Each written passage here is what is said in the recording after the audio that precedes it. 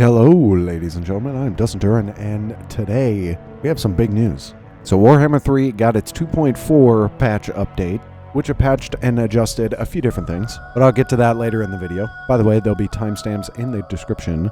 But the first of the big news is Immortal Empires is officially out of beta, and it is now free if you own Warhammer 3.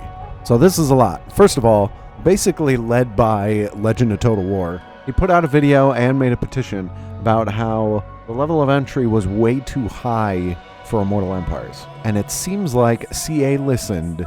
And so now anyone, if you own Warhammer 3, you can play Immortal Empires. Now there's some asterisks there though, because you can only play the Warhammer 3 factions in Immortal Empires. Before now, you had to have all three Warhammers, 1, 2, and 3, in order to play Immortal Empires.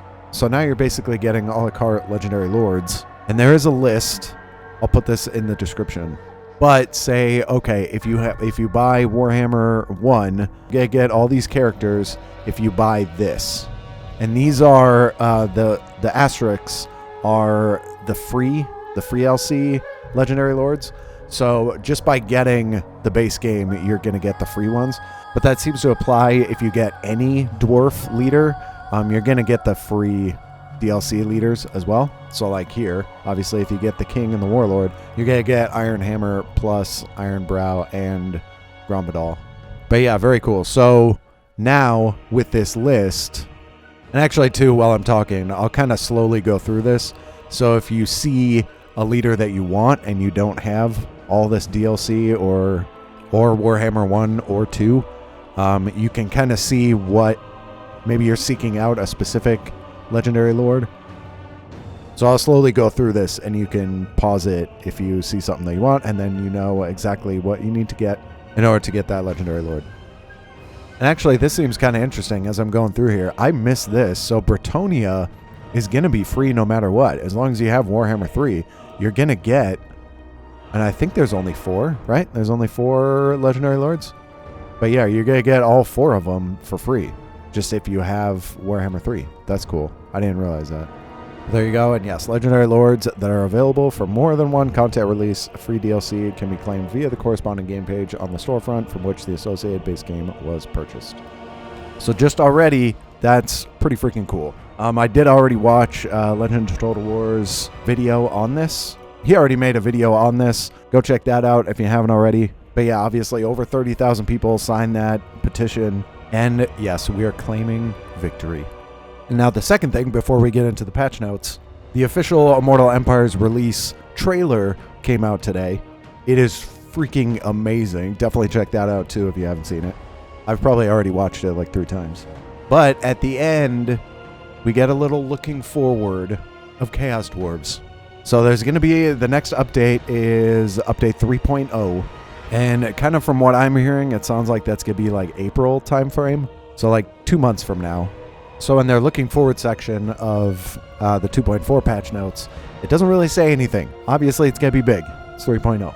But we are definitely going to get Chaos Dwarves. I know a lot of people are very excited about that. Now for this last part, let's jump into the technical patch notes. So rules and systems, garrisons will once again enter battles at the start as opposed to being held back as reinforcements. That's good. I always thought that was kind of dumb to where, yeah, you had to wait like 5 seconds or whatever it is for your garrison to reinforce your main army if you're like marching out to attack a siege. So that's nice. Good. With the Beastmen, Special Herdstone buildings, Karazakarak and Blackcrag now provide Minotaurs for recruitment and Tier 4 as intended.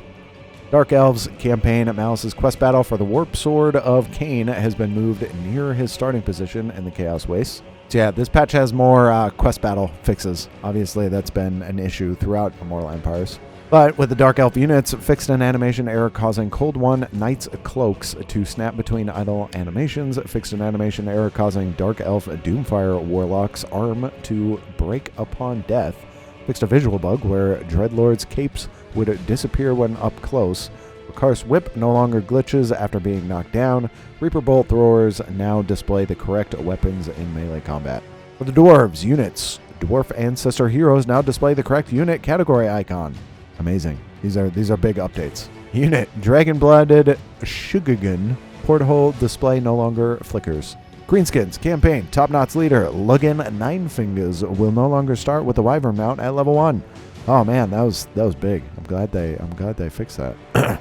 High Elves, fixed Tyrion's Sunfang quest battle functioning incorrectly in campaign for real this time. I mean, we'll see. We'll see about that one.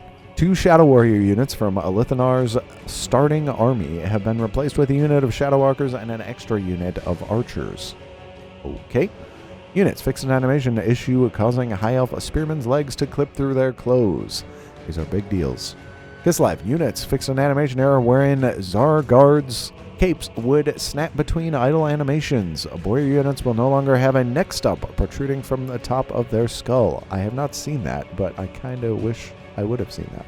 Norska, fixed a skinning issue on the mouth joints of Marauder Berserkers.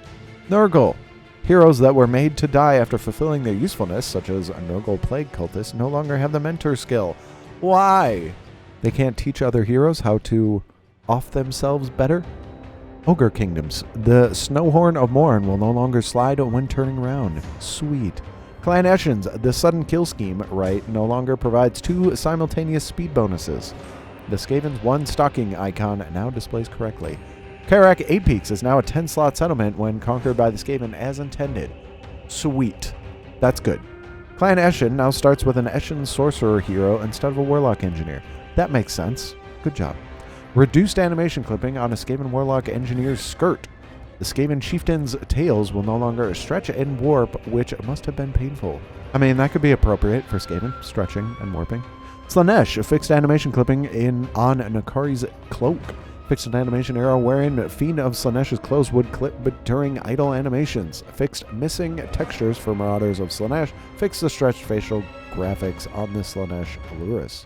The Empire Huntsman General's stumps now display correctly. Ooh.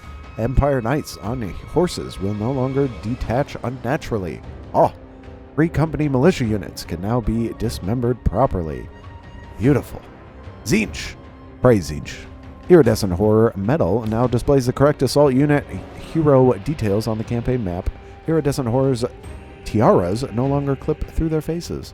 Aww. Vampire Coast units, a fixed level of detail issued on carronades that cause them to darken at distance. Warriors of Chaos Mirror Guard units no longer accrue the blood of their enemies accidentally. Campaign, the Citadel of Lead, now has the correct buildings available when occupied by a Warrior of Chaos faction.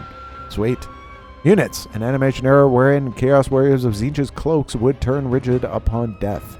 Wood Elves, the enemy armies for both the Throt and the Sisters of Twilight quest battles now display the correct lords and heroes. Beautiful. Unit. Male Glade Lord's pretty feathers can now be seen as more levels of detail than previously. Right on. And multiplayer fixed a desync error that occurred in multiplayer campaigns with an Empire player chose to summon the Elector counts. That is nice for multiplayer creators. And the game UI fixed several further instances of characters being too close to the camera in the porthole view. Oh yeah, I remember that. I think I was noticing that a lot with the greenskins, to where a goblin, like their goblins were too close, and so their nose was like getting cut off.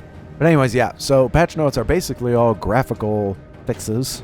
But the real big news here, Immortal Empires officially released, and its barrier to entry has been reduced, along with a better system of getting specific legendary lords that you want. And to the sneak peek of the Chaos Dwarves.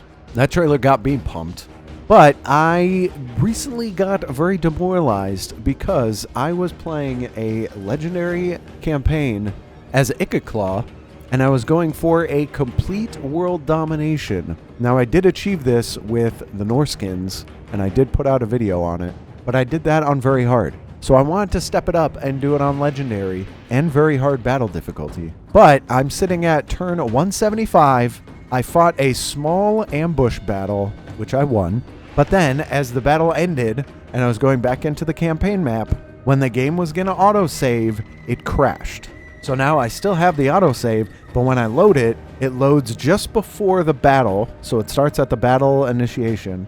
And now 3 things happen. If I click fight the battle again, then it fades to black and crashes. So I can't play the battle anymore. If I hit decline attack, it immediately crashes. Or if I hit auto-resolve, my army gets wiped out, and then there's a brief moment, like a second, of going back into the campaign map, and then it seems like it tries to save, and then it crashes.